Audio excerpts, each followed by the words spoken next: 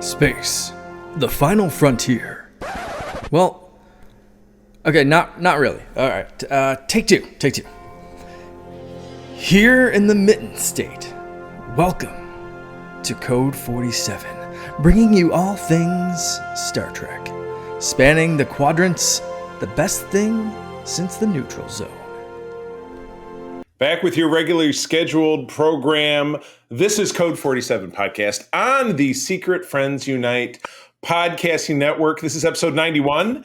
Episode 90, though it wasn't labeled as such, was our interview in the interstitial, the in-between week with Mr. John Billingsley, which was quite fantastic. We went ahead and released that in anticipation of Trek Talks 2, which happens on the 14th to support the Hollywood Food Coalition. Very worthy cause, though. We were looking to take that interview and use that as part of our upcoming Patreon, which you'll be hearing about very shortly here. It was very important for us to support Mr. Billingsley and that very noble effort. So hopefully you've listened. Hopefully you're making a plan to make that contribution. So yes, I'll skip all the regular commercialized stuff and just say hello, Charlie Carden here. Trek Lord of West Michigan, captain of the USS Grand Petoskey in Region 13 of the International Star Trek Fan Club. Here, as always, with my stalwart partner, Kay Quinn. Hello. Hello, everyone. Glad to be here, as always. Yes, indeed. We're missing Peter this week. He's on yet another away mission to a faraway sector that some call Kentucky. So he will be missed, but he will be back with us in our next segment when we're going to be actually talking about Star Trek The Motion Picture, the director's edition, and our interstitial week in between when we don't have new episodes to talk about. We're going to be talking about that and then wrapping up talking about TNG. We're on the third portion of TNG this week. But without further delay, let's talk about the end of season 1 of Star Trek Prodigy. Kay, if you would be so kind, walk us through it. Yeah. We left off with them sitting in the middle of incoming Starfleet vessels and all of them getting taken over by the angry virus as soon as they show up. And now this is them trying to figure out how to stop that from happening as they're getting this auto SOS signal that's getting all of the Starfleet coming in. And it's their trials and tribulations as they're trying to figure this out. And it ends on I think a very good note. I was a little upset because I was like, dang it, they got me to get a little misty-eyed there for a little bit. I was a little teary. Yeah. And I did not appreciate that coming out of Prodigy because I wanted to be angry at Prodigy still. And I was like, freaking A, you got me crying. Not okay. The end of this show really did pull that off, because I and we'll talk in a minute about kind of season highs and lows, but, I rewatched the entire series within the last couple of weeks, in addition, obviously, watching this episode more than once.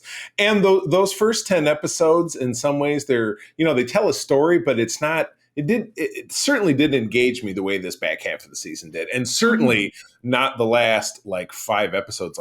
Wow. It was just really nuts. And so this one was a capper. There's no doubt they obviously need to find a way to resolve getting, the protostar off the playing field. So in some ways it was kind of like the end of Discovery season 2, where the only way we're going to solve this problem is that if, Discovery or protostar in this case is no longer part of the equation. So we got to get rid of it. But unfortunately there was we got to jump to the future because this and that they had to blow the ship up. And in doing that, was that your cat meowing or mine? Because I just had one jump up. I do not have any cats today. I just have a dog. That was either a cat meowing or a door opening, and I think it was a cat meowing. But at any rate, so hologram Janeway says, no, I'm going to have to blow ship up. So I'm going to have to fly it into oblivion. But here, I'm going to download myself onto this memory chip. And she goes to do it. And she does not have sufficient storage space to back herself up to the cloud. Should have paid extra money for the Google Drive to get more, more bandwidth. It's only like $2.99, I think, for the Apple Cloud. Right. It's like an extra 500 gigs. Come on. I know. I do that every month just for photos and stuff. So you know what I mean? That's smart. So, and I love that it's so funny. And for me, it's kind of a nod to Voyager that this ship has a shuttlecraft Well, they have an overall a fabrication shop, and it builds a shuttlecraft. Which, if you watch the shuttle counter in the entirety of Star Trek Voyager, they go through like 50 shuttlecraft. So they clearly had the same kind of thing, And that's what's nice about replicators, right? It's not like on Battlestar Galactica where they either had something when the show started or they never had it again because there's nowhere to pick anything up. They didn't have replicators. But with this, as long as they have juice, and with Voyager, as long as they had power, they can replicate stuff. So that's how they build a shuttlecraft, and all of our crew crams in the shuttlecraft, and Janeway reveals that, no, all I could do was record myself onto this chip saying goodbye, and I love you, and you've all grown so much. And that's when Kay starts crying. I get the feeling. Exactly. Yep. Is that they're all sitting on the floor because they forgot to create seats or seatbelts. Right. I did love the joke again about seatbelts, that those might be important. They make basically the Yugo, or the basically the Ford Escort of shuttlecraft. Right. Yeah. So they're all sitting on the floor watching this little hologram of Janeway as she's saying that she's grown too big from all of their adventures and from all of her knowledge. To be able to go with them anymore. But that's okay because, she's saying that they don't need her anymore, and that she knows that they can navigate and that they can create and, be strong together because they are a family and they are a team. Right. And that, she is super proud of them. And it's that just classic Mama Janeway stuff that gets me every time. And I was like, dang it. I watched, and I never do because I'm not, I've met Will Wheaton, and while I liked meeting him in person, he seemed like a normal human being. His Ready Room segments, he's always too on, and it just kind of drives me nuts. But he had to wrap this up. He had Kate Mulgrew on, and I watched a YouTube clip of it in between watching these videos, and she said, that's what Janeway does. That is who she is. She's a giver. She makes sacrifices. And even in hologram form, I mean, they got the program to right. And that's what she did, for the greater good. Just like with the crew of Discovery, they did what they needed to do to protect the future and to protect everyone. And this was a much more literal interpretation. It seems they dug really deep for this cartoon, you know what I mean? And, and I know with that, when you and I started this journey, you got to remember Prodigy started over a year ago because the first episode they kind of did it season 1 and 1.5 and released it almost like the second half of the first season, almost like it was a season 2. Right. Yeah. I checked it because I was looking back. The first episode was on at the end of October in 2021. So over a year ago. So 15 months. And the show evolved really rapidly. And I'm curious, what it's really accomplished as far as, young viewers, but God, for us older viewers, it got us right to the brink of, so we had some cool stuff though. I mean, that was the first half of the episode, and keep in mind these episodes are only 22 minutes long, so they got to get a lot in, but they got a lot in. And it was pretty cool because they end commercial break, they end up back at commercial. Okay, what would be a commercial break? What was a commercial break if you were watching it on Nickelodeon or whatever? They end up back at Starfleet, and Admiral Janeway, the real Janeway, makes their case. Gets them cleared of all charges, and then they get basically adopted by her as warrant officers in training, which is fun because that's a little canonical thing that's never existed in Star Trek before, which is super cool. A warrant officer is a specialized non-commissioned rank in the Army and some other armed forces, both in the United States and around the world. So that was super cool. I really dug that. Their uniforms didn't really change, so I myself am kind of sporting the Chakotay's Prodigy uniform, and what you saw, the red stripes, kind of what a captain would wear, and what you saw hologram Janeway wearing. And I'm just in a normal t-shirt because I don't have a whole closet full of. That's okay. Well, like I said, I have a whole Star Trek costume. Yes, so completely fair. And this is our first recording of the new year, I think, and or last time was, and I said I'm going to wear a uniform every episode until I've worn them all. It's going to be my way to get all my uniforms out there. So that is a Star Trek New Year's resolution. It is that. I've heard one. I had to do something, and that is what I chose. So anyway, back to they're warrant officers now, but Gwen instead is going to branch out. She's going to find her home world, and she and Dahl share a smooch. Which last time they shared a smooch, she was like, ew, she friend zoned his ass, but I guess he got his way out. Whatever. I mean, that's the thing. That was probably my least favorite part of the smooch. This just felt kind of weird. I was like, could you just not there doesn't have to be a romance between those two. They could just admire each other as both like friends and professionals. Right, exactly. But maybe if we're lucky, it won't come up again. But it probably will. But what the when Janeway hologram Janeway launched Protostar, it essentially created this time tunnel, very Star Trek kind of stuff. That it leads to 50-something years in the future, where Chakotay and the Birdman and whoever else the other prisoners are potentially alive on the homeworld of the villainous the race I can't remember, the bad guy race of the season. Gwen's home Gwen's world. people, yes, exactly. Yeah. Or rather, it's Gwen's father's homeworld, because she isn't really. See, now I'm going to get mixed up in the Timey Wimey. So I think she's a clone. She would. Yeah, I mean, so there she you still go. technically is that race.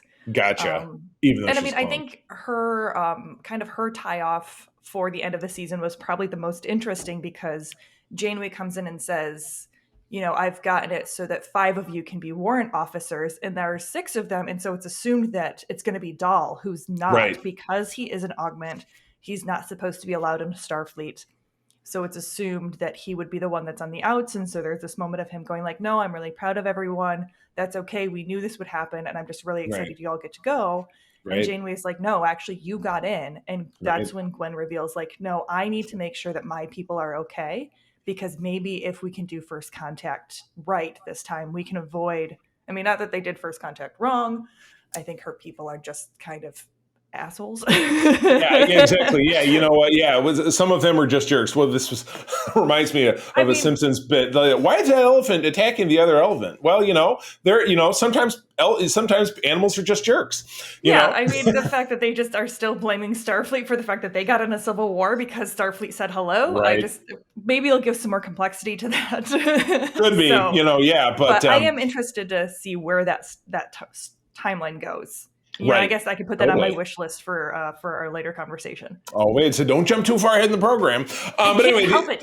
I'm sporadic. I know. But anyway, yes, the episode wraps up with Janeway. They're walking on the grounds of the Academy. They see in the distance another protostar is being built, and they're all like, is this our new ship? She's like, no. I've got bigger plans for you guys. And then the episode ends. So perfect wrap up to that, because, you leave wanting more.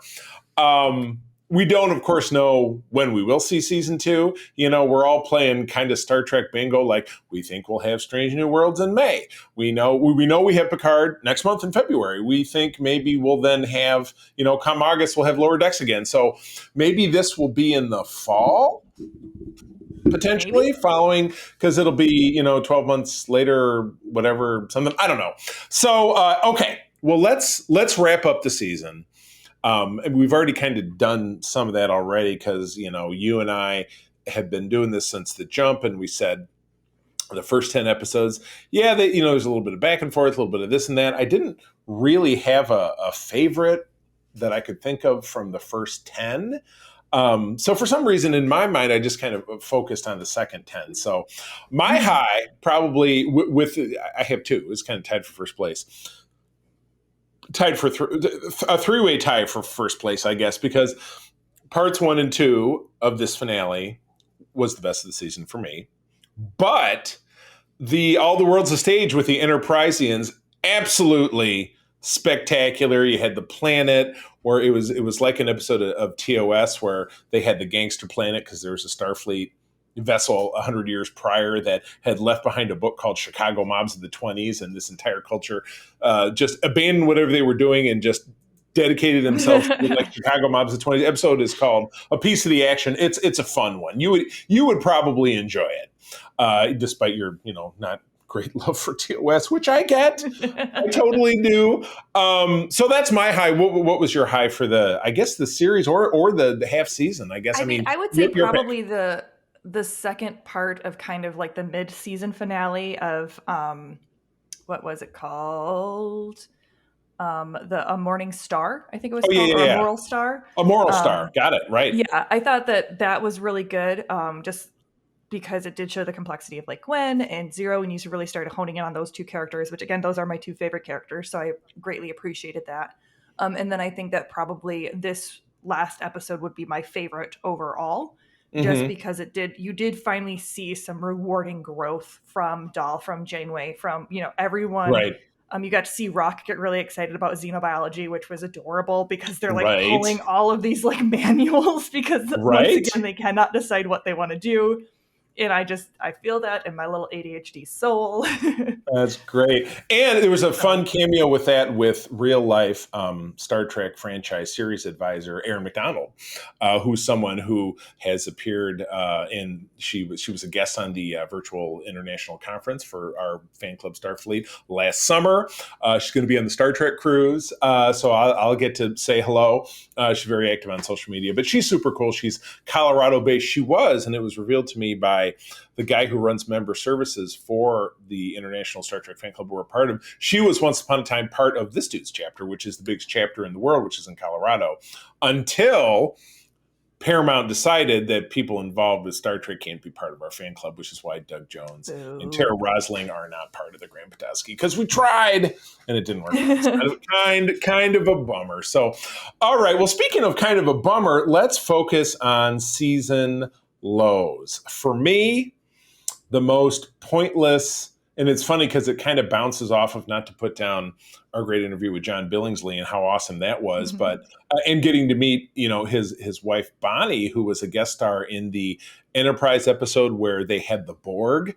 That at the end of it, it was kind of a no stakes gambit because nothing happened. The Borg episode that we had, which his name is missing me, where Zero became a Borg for like 5 seconds, and then he wasn't a Borg, and him becoming a Borg made no sense because he's non-corporeal.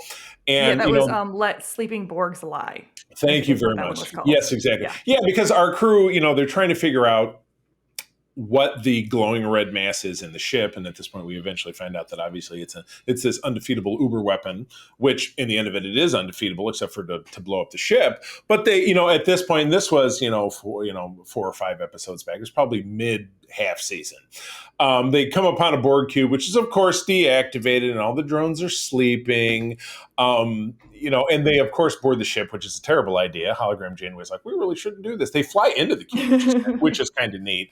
High points of that episode is you do get to see all these weird different kind of Borg, and I think that's awesome.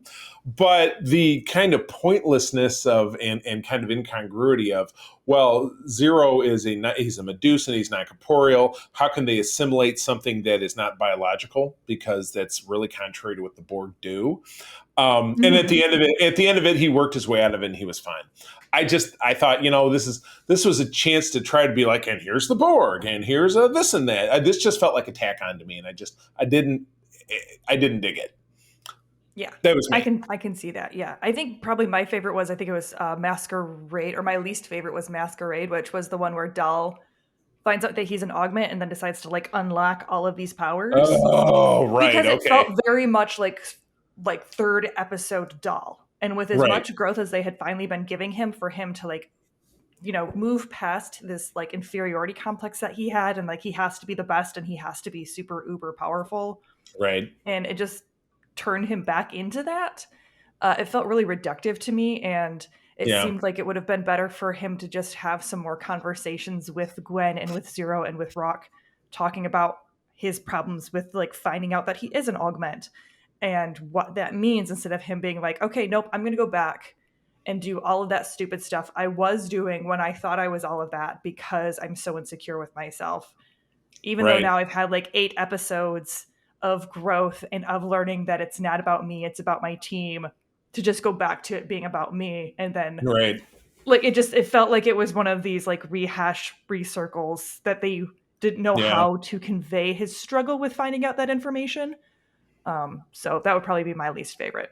No, I totally agree. And yeah, that was right after Murph had come out of Murph's cocoon, and then we found out he was like a ninja warrior, because they're doing that. He's indestructible Murph. They're doing that big race in the side-by-side elevators, and Murph's like, blah, blah, oh, and he's jumping across and beating up because they're getting chased by Romulans, if I'm not mistaken. And he's Murph is basically Flubber, from my understanding at this point, where he's just indestructible and can super stretch and is super strong and can do anything. I think you just named Murph is Flubber, the name of the episode. Thank you very much. We're gonna ride with that for the time being. So, okay, well, cool. Let's wrap up talking about Prodigy with looking ahead to season 2. You got a wish list. You can have up to 2 items. You go first. What do you want to say? I would say this is more of a technicality than an actual like story, but I really hope that we see better animation from them. And anyone who's been listening to this, you know, continually knows that that's been one of my biggest beefs with this, is that it feels like I'm watching one of those really cheap kind of phoned in like toddler CG shows sometimes. Where like it reminds me of watching like Paw Patrol with my nephews, because it's just like it's not a lived in environment. And when you have such high caliber shows coming out from other it's not competitive companies. I'm like Disney, you know, is making great stuff with Rebels and a lot of their other shows. I mean, and granted, I know Disney's a monolith of entertainment, so that might not be fair to them, but it still should be a little bit better than it is. Especially if Janeway, like Admiral Janeway, is going to be in it more. I'd really like to see them figure out this uncanny valley thing that they have going on with her. Right. Yeah, exactly. And there was quite a bit of, like you said, the worst part was when she was watching the holodeck recreation of when the Protostar launched, and they hug each other like, it's just very like, what just are her and Chakotay look. You can tell that they made this animation for their non-humanoid or their Terran, I guess. Races. Yeah, because it really doesn't feel like an issue when you're looking at Dahl or Gwyn or Rock. They're just like, oh, okay, they're aliens. Yeah, or well, even like they're like the Orion that she had it wasn't Orion. It was what's the one with the antennae? Andorian. Her first officer. Yeah. Yeah, her first officer was an Andorian. He didn't look bad, but like whenever they do like a humanoid Trill, or if they're doing like the diviner, Janeway or Chakotay, and like they just look off. And so I hope that gets better. It's probably tougher still because they're obviously based on an actor, you know. So you look at him and he doesn't look like Robert Beltran. It doesn't look like Kate Mulgrew, and it was the same thing with Hologram Janeway, even though she was modeled after what Janeway looked like in the first season of Voyager with the bun hair and everything. It was just very. I didn't think she looked bad at all. I thought they did a great job with that one. But for some reason, like current Admiral Janeway, there's just something about the way that she looks, and there's something about the way that Chakotay looks, where I'm just like, this looks weird. Like I get if you're doing a stylized version, but even their movements, it just feels off. I agree. And again, I'm going to have to hone in on, I would agree with you that that's kind of one of the biggest issues because, you're also looking to recreate like hologram Janeway is the way Kate Mulgrew looked in like 1995. Vice Admiral Janeway would be the way she looked in about maybe 2003 or 2004 if you did the math. And it just didn't jibe. So I agree with you. I think that would be one of the strongest. Did you have another one? I think that seeing Gwen's storyline, I'm a little worried that if she is leaving the team, that we won't see as much from her. Right. And so that would be like my only other worry, but I'm hopeful that we will still be able to continue seeing that. Gotcha. And seeing how that story develops. Gotcha.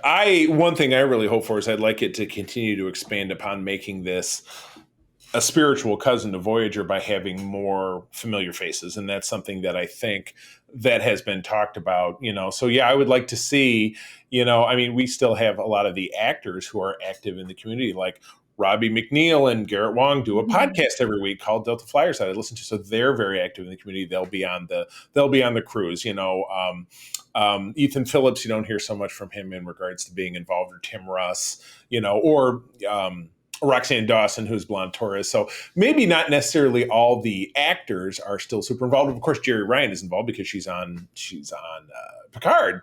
I would like to see that. And then there's nothing keeping them from bringing in, characters from TNG, characters from DS9. Right. I mean, we have to get Soon somewhere in there. Because Right. Yes, that Soon's is always somewhere in a. that has apparently become a law to the point that we got to have the inexplicable return of Lore in Picard season 3, which we know we're getting. It's Right. been confirmed Yeah. that that's his role, but he also might be a Soong because we got a Soong worked into this because they said, well, it was a Soong that did the work on Dal or whatever it is. So Right. Yeah. So yeah, we have to have him somewhere. We have to have Brent Spiner come back somehow. it's a Soong world, and we're just living in it. Oh, you know what? That could be a name of the episode. Do you I like think that, or that's do a you good like the other title. one? Okay, well, all right. Well, again, let's. It's whoops. All right, it's Soong. Just living in it. I don't edit, so you got to deal with my typing. Deal with it. All right. Well, moving on. So we don't know necessarily when we're going to see season 2, but my fingers are crossed for like this fall. It seems like that would make sense because it would kind of fall in line with because this show came back. Do we know when the show came back? When we started to get it was? I feel like it was late. It was late. No. It was this fall that this came back. So roll the clock forward 12 months, and October, November, we get season 2. Let me see. Yeah. October 21 or 28th, 2021 was the first airing. That was the first, but when did we get the back half? Is the question. I've got it pulled up so I can look. All right. The 27th, October. So this real good chance this could be back in October. So Yeah. we will see about that. So okay, cool. Moving on. All right, so we're back into Star Trek: The Next Generation. We're in season 3. This is part 3 of 4. We're tackling 7 episodes this week. And we're getting into a real sweet spot. I mean, we get a couple of the honest-to-God classics of the series. I have a lot of notes going through these episodes. I thought this was a really solid set of episodes. Of notes. Well, good. Since you're so note-heavy, why don't you get rolling? Talk about episode 14 of the season. All right. So we have A Matter of Perspective, directed by Cliff Bull, written by Ed Zuckerman. Did I get that right? Zuckerman, I believe so. I always worry that I'm flipping around who directed it and who wrote it. I think it goes director-writer. So and Cliff Bull is a stalwart of the series. So yeah, he's definitely a director. So you got it. All right, thank you. All right, and it aired February 12th of 1990. And Commander Riker is accused of murder on the holodeck is used to reconstruct the events from different perspectives. And this episode overall, I thought was an absolutely incredible idea. I really enjoyed the idea of them talking about kind of, from personal perspectives, how narratives can change and how you can have this unreliable witness. And depending on who's telling the story depends on how things are going to be. And so I thought it was just a really cool way to kind of talk about, the judicial system and how we have to kind of cope with a fallible system. Right.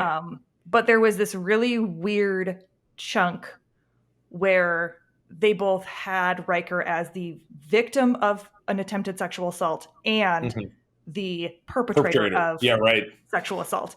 And it was one of those where, and you never know. And I was like, okay, so like how does this work? Because was it Mona?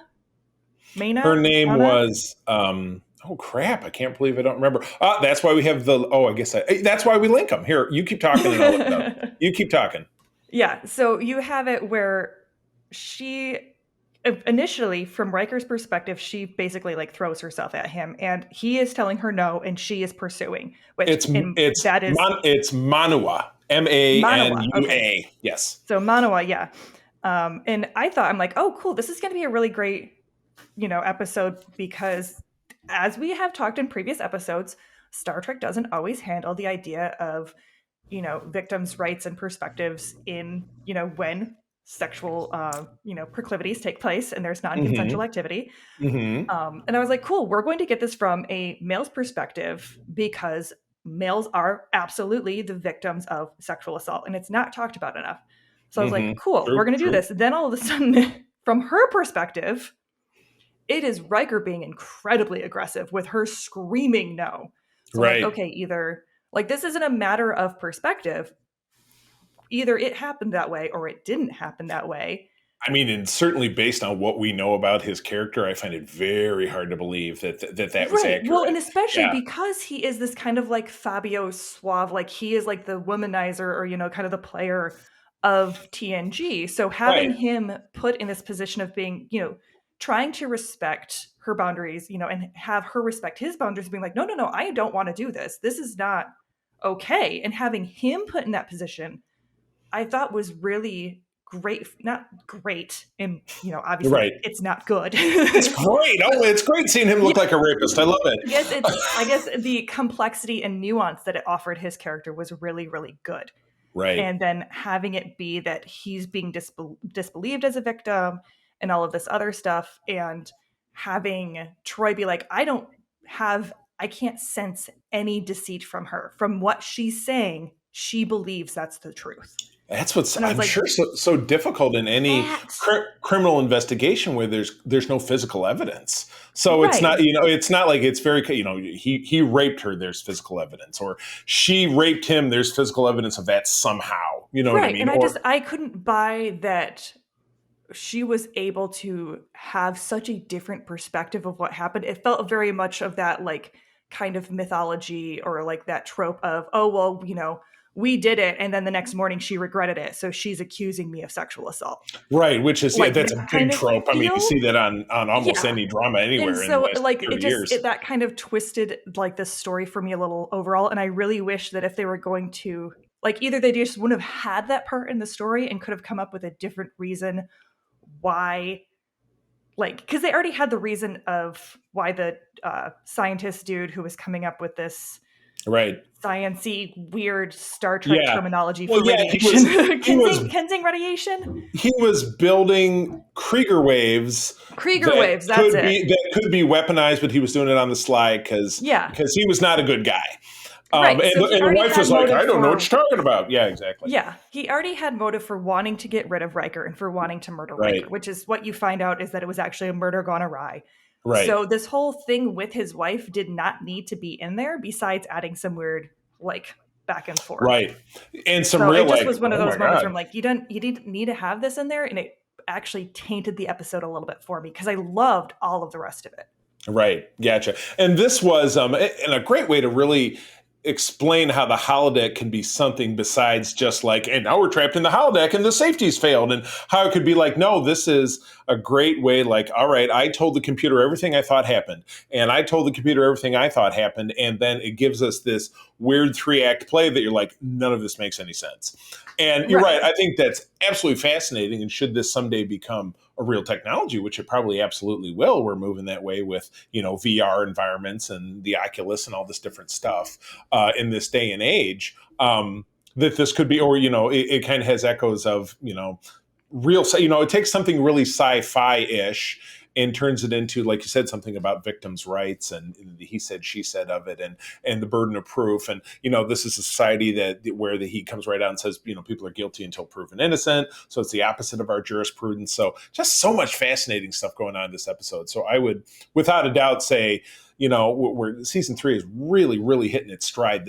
I think this episode is a big part of it, without a doubt. So, okay, cool. Moving on to one of the all-time, watched it a billion times because it's a classic, and this is a great episode because it was an outside pitch, which is always fascinating because I don't know that happens so much anymore. But back in the day, Star Trek was one of maybe they're one of few shows, maybe every show did this, but an outsider could write a script and mail it to Paramount, and it goes in a pile. And if the powers to be read it and they think it's great, they'll make it. And that's what happened here. It's fascinating. And I've actually met this dude. We've interfaced on social media, Eric Stillwell. But anyway, long preamble, sorry. Yesterday's Enterprise is episode 15 of the season, directed by David Carson. Again, big name in the series. Story by Trent Christopher Ganino and, as I said, Eric Stillwell. I'm not sure who Trent Christopher is, but it was the Eric Stillwell name that I recognized potentially, and I could do a little digging. I believe maybe Trent did some rewriting. But Title Prey by Ira Stephen Bear, who was one of the big guys behind Deep Space Nine. This was right when he was getting started with the franchise. Richard Manning, Hans Beimler, and my guy, who I'm going to meet at Star Trek Las Vegas, Ron D. Moore. Love that dude. Aired right around my birthday, February of 1990, when I was turning 13. The USS Enterprise C arrives from the past, causing a shift in reality and the return of the deceased Tasha Yar, Denise Crosby, who I met and interviewed on the radio back when I worked at WLAV here in Grand Rapids back in 2016. Lovely lady. So, oh my God. And guest starring actor Christopher McDonald, better known as Shooter McGavin, from Happy Gilmore. Pew, pew, pew, pew. I loved everything about this, quite frankly. It was a great story. Guinan, Whoopi Goldberg's character, who is a recurring guest star. We've seen her, obviously. I feel like we haven't talked about her a ton, but she's been on since the beginning of season 2. She runs 10 Forward. She has this cross-dimensional consciousness that when the change happens and the Enterprise C flies through this rift that the Enterprise D has come up upon, history changes around her, but she's like, oh, this is weird and everything's different and we're in this war that we're not supposed to be in, because what happened is when the Enterprise C disappeared, the Romulans destroyed a Klingon outpost, and then the Klingons clearly wiped out the Romulans, and then they turned their wrath upon the Federation, and they all but destroyed the Federation, is where we're at 22 years later in this alternate reality. And Tasha Yar is still alive because she didn't die back in season 1 of TNG the way this character did. And so we meet various characters from the Enterprise C, including Captain Rachel Garrett, one of the few female Starfleet captains we've had up to this point. Not the first, but one of the few. And then Shooter McGavin is her pilot, helmsman guy. Return of the awesome monster maroon uniforms, of which I'll be getting one soon enough. Very excited about that. But yeah, a lot of great stuff going on. And at the end, we see so much good stuff. Yeah, we see Tasha Yar get some resolution around the fact that Guinan is aware of the way that she died, which was the sacrifice of the Mark McChesney, the slick Armis guy, and back in that episode of season 1 was kind of pointless. She was killed as a display of his power. And Tasha says, she has this great scene with Patrick Stewart. She says, I've always known the risks that come with wearing a Starfleet uniform. If I'm to die in one, I would like my death to count for something. And I was like, oh my God, it was amazing. It was like a beautiful trolley problem wrapped up in a love letter to Tasha Yar, which I just absolutely adored. And just the one moment that Dave Carlson did where they have that switch, and it's just this beautiful warm lighting on Picard, and it immediately everything turns to cool lighting. And really, there's such subtlety in the uniforms. Nothing else really changes. Just that lighting switch, and then all of a sudden you're like, whoa, what? Yeah, 10 Forward is like, whoa! Like turn the lights on at the bar at 2 a.m. You're like, Yeah, it was an amazing transition that they were able to do with just a simple lighting change where you, as the viewer, immediately know that something is different. Right. Absolutely. And you don't know what exactly, but you know that something is different and that you are looking at an alternate Picard. Right. Yeah, you're right. The uniform tweaks were very subtle. You'll see what I'm wearing now. I have a regular collar. It went from a split collar to a regular collar. They picked up little designs on the cuffs. They wear little belts that have phasers on them. Yeah, I would say, let's keep the belts, though. Those were some swanky belts. I would like to pick up one of those. I've never seen one on anyone. I mean, and I'm not a maker, so I don't make stuff, but that'd be pretty cool. The enlisted people wore big, fancier outfits. It was an episode of belts. Because the enlisted people who were just in the jumpsuits, the season 1 jumpsuits they were still using at this point, had big, like it was a cross thing and it went across and different stuff. And so it was everybody was armed all the time. So, I mean, because they lived in a war culture. So this was awesome. Clearly pointed to as being one of the absolute best episodes of the series. I mean, this is one I could turn on and watch over and over again. It's just kind of one of those. So yeah, top marks, kind of 10 out of 10. And I really loved the note that it ended on with Guinan coming to Geordi at the end and asking him to tell her about Tasha. Because part of the conversation that her and Tasha have is Tasha's like, you keep looking at me weirdly. What do you know that I don't know? And Guinan just says, I don't know you. Yeah. I know that I don't know you. You're not familiar to me. And I can't exactly tell you why. All I can tell you is your death was meaningless. Right. And that's when Tasha goes to Picard. And it really gives Guinan this beautiful moment of, okay, I want to know more about her. Like, and then at that point, it was almost like she continued to live, even though she died, because Guinan wanted to make sure her story was continued. Right, which ironically enough, story does get continued, as you'll see at the end of next season, of something that happens that I'm not going to spoil, but it does actually bring back You're into not going to play spoil from like 1992. 1991. But yes, no, I really don't want to. But yeah, no, there's a callback in that happening to some conversations that took place in this episode. So anyway, all right, for the sake of time, let's move on. Next one is yours. All right, so we have The Offspring, that was directed by Jonathan Frakes, written by Renee Echevarria. Yes, I apologize if I'm saying that name wrong. This is 100% the first episode Frakes ever directed of anything. This was the beginning of Frakes as a director. Yes, indeed. It aired March 12th of 1990. Lieutenant Commander Data creates a young gynoid. I had to look this up. Well, click. No, do yourself a favor. And then you give it to me. Click on the link, and I'll read this way. This is from Wikipedia. A gynoid or fembot is a feminine humanoid robot. Gynoids appear frequently in science fiction, film, and art. As a more realistic human robot design that becomes technologically possible, they are emerging into real life robot design. And we're not going to talk anymore about that because I'm already creeped out. Let's not. Okay, I was just saying, I wasn't sure if it was gynoid or gynoid, but gynoid, yes, that makes more sense. My famous line, moving on. All right. Lal, played by Haley Todd, which he considered his daughter, but Starfleet Admiral arrives demanding she be removed from the Enterprise. And basically, this is space CPS tells Data he's not a good dad. I know, and it's so lame. It's so lame. I was like, we literally had an entire episode in season 2 fighting for his personhood and about how he's sentient. And then they come back and they're like, actually, no, you're still not completely sentient and we're not going to treat you like a person. And they could have, they're sitting and having this conversation. This Admiral.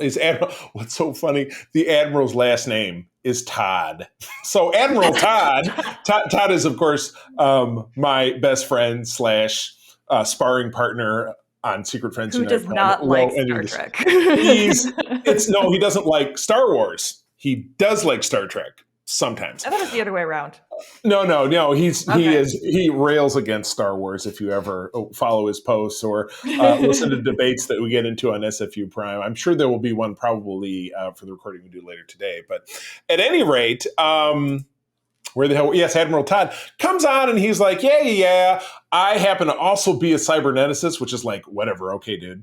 But he's like, I think we'll take her to the starbase and blah, blah, blah. She's a toaster. And it's like, everything from season 2's Exceptional, the Measure of a Man episode, which was about a year before this. They're just like, nah, fuck it. We don't need to do, right? That's, and honestly, you can't throw a phaser in Starfleet without hitting someone who's a cyberneticist. Like, come on. Yeah, right. Admiral Exactly. Todd. Get over yourself. I know. He's like, yeah, and then he's like, "Well, I'm a parent, and blah blah blah, this thing and that." Right? This guy. He is in one of the latest of the long line of bad admirals or badmirals that we have in Star Trek. He's just, I'm a guy or a woman, because there's some badmiral women, out there, females out there as well. That he comes along and says, "Well, I got the rank and blah blah blah, and I'm gonna do some stuff because I'm in charge." And he's just a jerk. And at the end, Lal starts to malfunction because she's her brain is growing too quickly and it fizzes out and she's going to die. And the Badmiral says, "Well, I'd like to help you." Blah, it's just like, yeah, like you can help. And then Data's like, "Yeah, why don't you come help me save this android you were trying to take away from me?" Because he doesn't have emotions and he's not like, "Yeah, fuck you. I don't need anything from you." Yeah. And I think, and again, it shows the respect that Picard has for Data as a sentient being versus Admiral Todd, because, when Picard finds out that Data basically made a kid, he's like, "You should have consulted me." That's his first thing, is because he's freaking out, like, "Dude, you just made a robot." And he goes, "You should have consulted me." And Data just looks at him in his truly Data way and goes, "Well, no one else talks to you about if they're allowed to procreate or not on the ship." And like, Picard just steps back and is like, "You know what? That's my bad. You're right." It's okay. Yeah. What can I say? My bad. And then at that point, it's just like, no, this is like as complex and as different as this is, and I would say context is important, and that could have maybe been addressed a little bit of, yes, Data, we don't talk about procreation, but this also is not the, if Riker and Troy want to have a kid, that's not going to be the first Betazoid Terran person in existence. Exactly. This is the first android baby in Right. existence. So Android there is a baby. little bit of a difference there, but I also totally respected Picard just taking a step back and being like, that's legit. All right. That All is right. true. It is. It is a real Papa Don't Preach moment. Data says, I've made up my mind. I'm keeping my baby. Yes. Oh my God. Yes. Oh, I don't want to. You know what? That's another Android pun. You know what? I could change the name of the episode for that, but I don't know. Good. We'll stew on And that. yeah, Okay. we'll keep working. But again, let's talk about Brett Spiner's ability to have a character that shows no emotion and still be able to just eat the scenery while he's working with Lal. Because there are times where, like 2 weeks into it, and she's having these, like she's having an existential crisis, Oh my and God. he just Yes, shuts her exactly. off, which was great. Oh, if It's only like so parenting many was really parents. that easy. Yeah, I know. Yeah, Oh I'm my like, gosh. and even me, like, I don't have kids of my own, but I've done enough nannying where you get to that toddler point of them just asking 20 questions constantly, and it just becomes a continual game, and you wish that you could just be like, we're not doing questions anymore. Just What's that no more that questions. one great meme of Yoda? They said, Yoda mimics what every parents want. Is that Luke continues to pepper him with questions until to get out of it he just dies. Yes, exactly. Oh Yeah. my God! No, it's good. And again, a classic, but tainted by the fact that, like, well, Data went through everything in this trial where he got rights, and they're just like, well, not so much. Right. Well, So and it also yes, shows, as the episode is tainted, but in such a great and complex way by that, where it doesn't make the episode any less. It actually right, makes it more because it's continuing to show that Data has to continually to fight to show that he is a sentient being and that he should have the same rights, even though he has it on paper. And that's kind of a continual thing that we see even reflected in our society today, that even though there's a lot of places or in a lot of people who have the same rights, quote unquote, on paper, they still meet a lot of persecution and injustices because of who they are. right, absolutely. Man alive. All right, moving on. Episode 17. This is the Klingon This is the episode I star think of of the when I think of universe. TNG. Absolutely. Sins of the Father, directed by Les Landau, story by Drew Deegan, and teleplay by Ron Moore, Mr. Klingon, and W. Reed Moran, whose name I'm not familiar with. From March of 1990, Worf tries to prove his father's innocence after the Klingon High Council declares that his long-dead father was a traitor and had betrayed a Klingon outpost to the Romulans. Wow! The beginning of so much that resonated throughout the rest of the classic era of Star Trek. So This episode should have just been named Klingons Are Catty Bitches. big time, yeah. Because Because in this we meet Duras, who is just a real scumbag Klingon. You meet Kimpek, who is the leader of the High Council, the Big Cheese. We end up on the Klingon homeworld for the first time in Star Trek history, I think. And you see that the Klingon race and the Klingon Defense Force, Klingon Society, for all of their bluster about a warrior's culture and this and that, is a bunch of political bullshit. That is 100% where this ends, because, spoiler alert, Duras, who uncovered some files. You're not seeing my air quotes unless you're watching us on, YouTube. Uncovered some files that showed that while both Worf's father, Moog, and young Worf, because Worf was left in the rubble after the destruction of this outpost that they were at, and Duras's father were both at this. But Duras was the guy who beamed the codes to the Romulans and let them blow up the station, but still somehow found a way to pin it on Worf's dad. But because Duras's family is, quote unquote, very influential, and it would cause another civil war if it got out that his dad was a traitor. So they put it on Worf's dad instead. Does it sound at all like something that might be happening in this country right now? Oh, we don't need to talk about that. We're not that kind of program. No. However, it's terrifying that Star Trek, it's like, oh, The Simpsons did it, or The Simpsons predicted it, because they predict this thing and that thing. One prediction was about the certain political figure that we're talking about becoming president. It's the same thing. Well, his family's too powerful, so it's like banks that are too big to fail, right? If we did the right thing and we exposed the fact that the Duras family were the traitors, and then we turn around and executed him because that's our laws, then we would have a civil war. And we got to think about the greater good, which ultimately is, they put that 100% of that on Worf's shoulders. And he's like, all right, here's the thing. I'll accept discommendation for the good of the Empire, which means I am now a pariah in Klingon society. It's like the Amish, he's shunned forever. And then he has to walk away back to his life in Starfleet and has to give up, any right that he would have to a life in the Klingon Empire, which of course spawns a whole other storyline that is not really going to go away. But this was it's a little bit too close to home that I don't know specifically. And again, I'm not well versed in, political science or things like that. So I couldn't say, oh, this was really based on this situation that happened, around that same time or before this happened. But boy, it really does land on something that we're dealing with, in the here and now. So it's it's way too close to home, but that's right. What really well, I mean, it is just good. Kind of a classic political move too, of, Very finding true. kind of a lackey or an out, or, a fall Right. guy. And, Right. They are, first off, they're banking on Worf not showing up because they assume, well, he's in Starfleet, he won't care. And then Right. it's like Worf, the Klingonist of the Klingon when it comes to honor. Yeah, exactly. He does show up, especially because now he finds out that he has a brother, Kern, I believe his name was. Yeah. Right. He didn't even touch upon that. Yeah. Tony Todd, the awesome Tony Todd. Oh, man. And you just get a great scene chewing between those two. Absolutely fabulous, because he is just classic little brother of just like poking him at every chance he gets, where he's like, are you doing it? Like, just so polite, just so passive aggressive to Worf. Right. And everybody's like, what are you talking about, Worf? He's being so nice. And Worf's like, that's the problem. Exactly. Yeah. Because the first yelling at me like he's yelling at everyone else. Obviously, it's a great insult to me.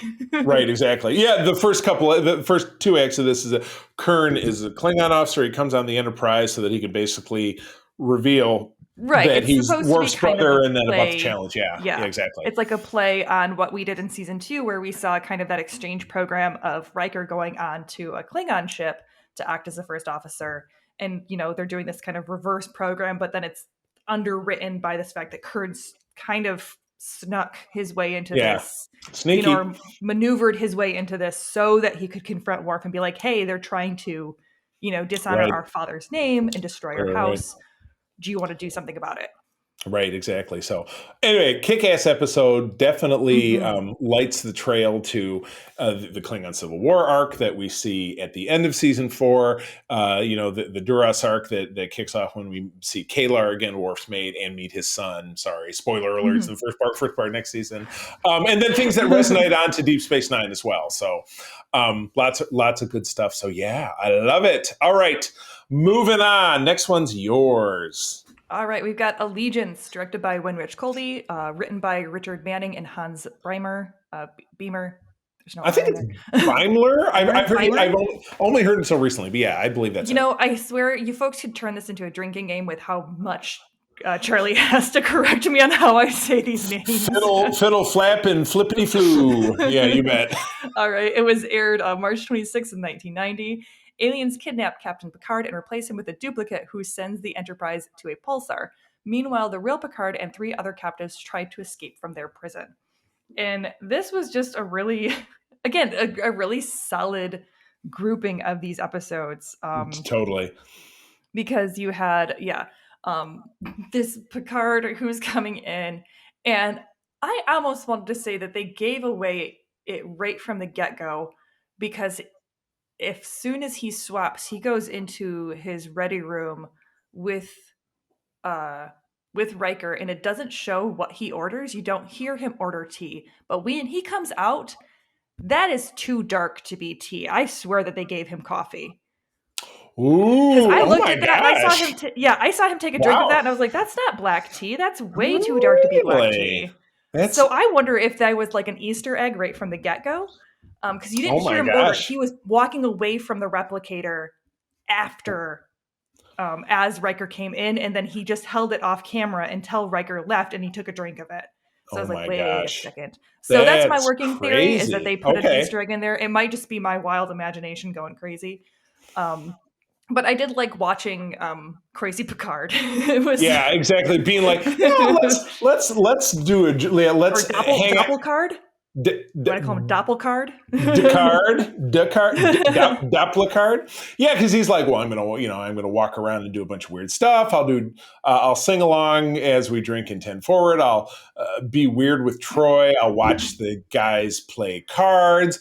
I'll make out with Beverly. I'll make out with Beverly and then reject her. Like, okay, goodbye. He practically shoves her out the door. Click. Right. It was just, and then he's like, well, and at the end, it's like he's just playing this game of, I'll just kind of, fuck around and see what happens. And at the end of it, he's going to run the Enterprise into a pulsar and kill everybody. And they're like, yeah, I think that we're kind of done with you. So they got it figured out. And meanwhile, Picard is in the prison with these three random aliens, one of whom is a cannibal who can't eat basically they give him then like a urinal cake to eat. And he's like, I can't eat it. He can't eat it. Oh, okay. Well, I wouldn't want to eat it either. Then you have the one guy who's a wussy pacifist. And then you have the Starfleet cadet who actually she's the ringer. She turns out to really be one of the aliens trying to play them all against each other. So it's interesting. And I know that part of it with the four of them in a prison was adapted out of some classic pieces of literature that I'm just drawing a blank on. It's like something about isolation and it's a mind game or something or other. I know, it's really very informative. You're welcome. Thanks for coming to my TED Talk. Appreciate it. But anyway, watching the doppelganger Picard was definitely the biggest joy of this episode. Watch him just kind of screw around and see like, we'll just kind of see what goes down.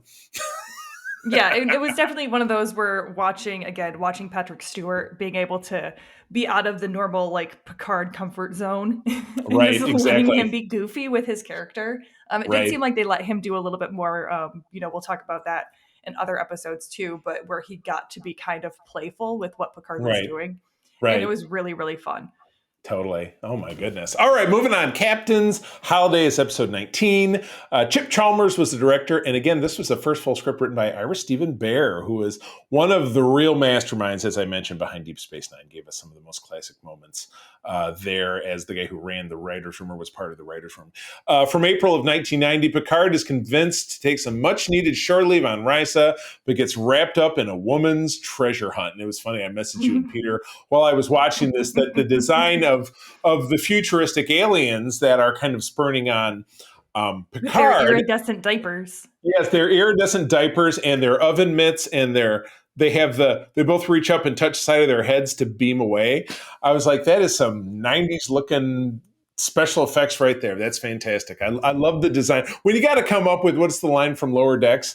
Humanoids with all slightly different facial application ridges. Yes. And coloration. So this was a fun one. It was played for laughs. You pick up, the Enterprise is just wrapping up this negotiation and Picard is totally burned out. So he gets kind of hornswoggled into going to Risa, which is basically Enterprise's sex planet, which is awesome. Yeah. And just a great scene that all he wants to do is sit there and read his books, sitting on a lounge chair by the pool. I feel that. You just want to sit there in the sun, read your books, get left alone, and then Riker tricks him into buying this sex totem, so everybody thinks he wants Jaraharom. So this lady, yes, you know what? I was just going to correct your pronunciation, but Jamaharon, that's it. But if you have this Horgon, which is this, and they sell replicas of them, you can see them around if you look on even probably on eBay or Amazon.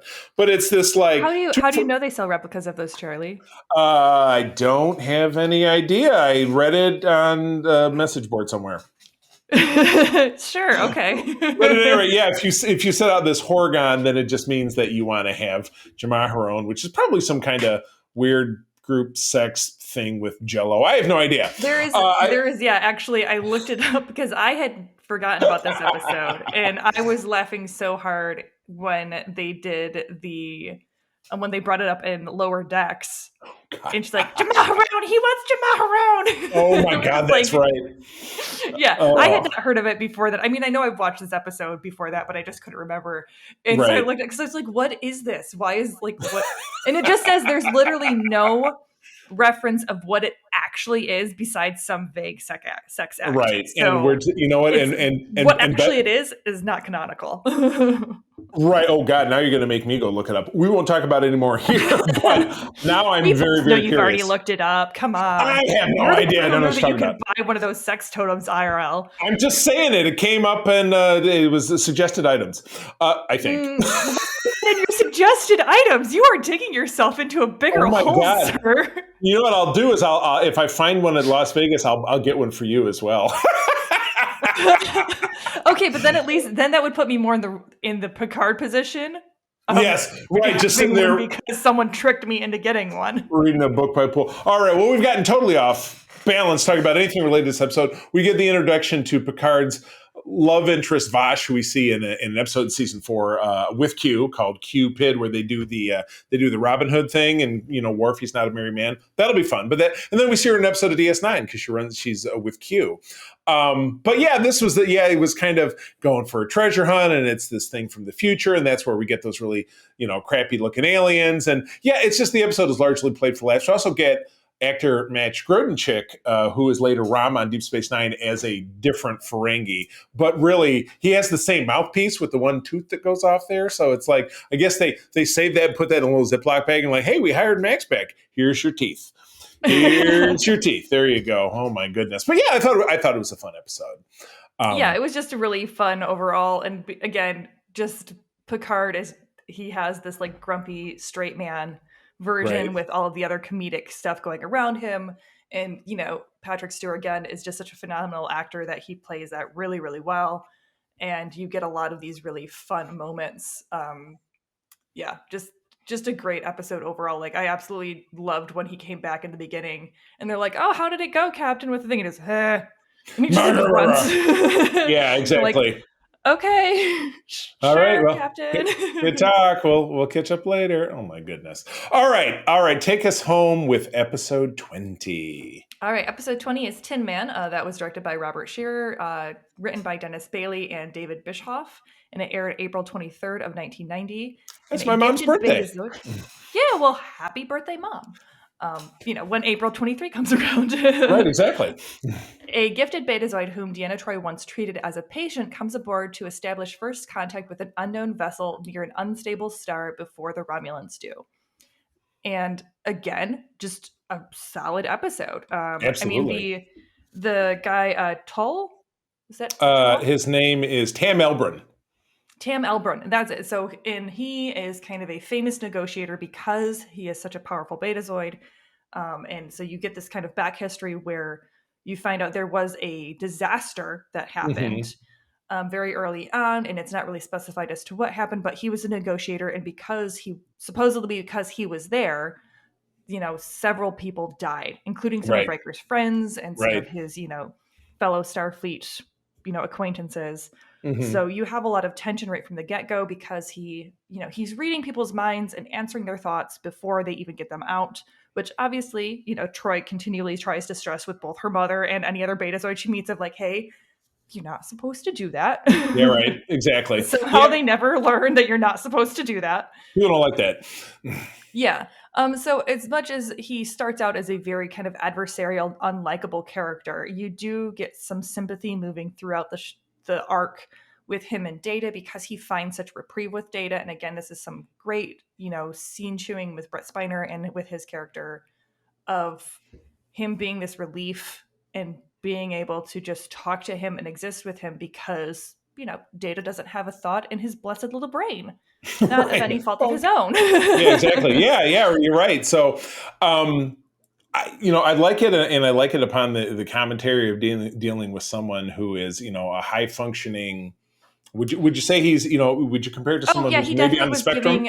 He was definitely giving some of those on the spectrum vibes, and it was one of those things where it was kind of, as someone who is on the spectrum, it was kind of a love-hate relationship because it was very much a trope in the 90s of like tortured genius and, people who are artistic they're really, really smart and they're really, really capable. They just don't know how to talk to people. And it's like that, it's so much more complex than that. And that is such one archetype Right. of what being autistic means, because Right. there's a reason why it's called on the spectrum, because it is a Right. spectrum of Levels of degrees. struggles, and This much degrees, or that much. Yeah. and depending on how you're raised, like it presents differently if you're femme presenting and we're raised as, femme presenting versus raised as, mask presenting.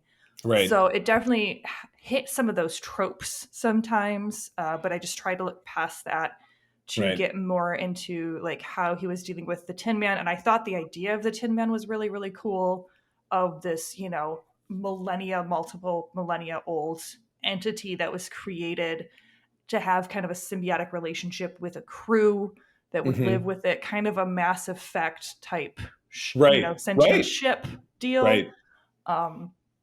So I really, really enjoyed that. So I just tried to brush off some of the more tropey stuff that was going on with coding him as autistic. Right. Yeah. And again, you're probably a sufferer of the times because it was the 90s Yeah. and, we're moving. And they probably thought that was, and as Star Trek often tried to do, and in hindsight kind of falls a little tone deaf, where they were trying to create, advocacy and proper representation, but not really understanding what they were representing. Exactly correct. So yeah, no, I totally agree. All right. Well, I know we got to wrap it up, but let's give a quick favorite and least favorite. Go for it. Oh, that's a good. There was a lot of. It's good real episodes. hard. Well, I gotta say, Sins of the Father was definitely my favorite because, like I said, when I think of TNG, that's the episode that generally comes to my mind. And then probably, I know. say We're stuck. Picking a bad I'd say one. maybe Allegiance. Yeah, it was kind of flat. I really enjoyed, though I really enjoyed Patrick Stewar's performance. So I would say maybe a matter of perspective, just because I felt like that whole sexual assault thing was kind of shoehorned in there. Right. I hear you. And that was the one we talked about the most. I'm going to go with, I know it's pretty obvious, Yesterday's Enterprise. I love it for all of the interplay, kind of turning everything on their ear and then getting to get a real nice resolution in Denise Crosby's character. And then I was annoyed by The Offspring and the Badmiral and throwing out all of Data's rights. I was just kind of thumbs down on that. So even though again, this is one of the more solid blocks of episodes we've come upon in anything that we've talked about. Yeah. So it's like it's like it's bad, but it's my least favorite, but it's not bad. So right, and it's bad in such a good way, where like you hate it because of it's mistreating Data, but it's mistreating Data in a way that's like where you're angry at that dude in the season 2 that was like, no, I should be able to take him apart because he's not real, and you're like, that's a lie. Ugh. Yeah, exactly. Shut up, Space CPS. He's allowed to be a dad. Exactly. Oh, I'm keeping my baby. That's going to be the name of the episode. I'm keeping my Android baby. All right. Well, with that, Katie, take us for the outro. Yeah. All right. For more information about Starfleet International, please visit Grand Petoskey on Facebook and Twitter. There you go. All right. Well, friends, thank you as always for joining us. Katie, where do people find you out there on the webs? You can find me on Twitter at QTGeek. That is Q_T Geek. And on Counter Social at KQuinn. Awesome. You can find me over there on Twitter and around the sphere in general at the C3. Go ahead and spell it out. My lovely wife, April, and I do run the USS Grand Petoskey. That is the West Michigan chapter of the International Star Trek Fan Club. You can find us at a website of that name and across socials as well. Come out and find us. With that, I'm going to tell you, as always, that sharing is caring. Don't forget to tune into Trek Talks on January 14th and support the Hollywood Food Coalition with our great friend Phil Phlox, John Billingsley. Our interview for that is out there now. And keep on trekking. And wherever you go, go boldly.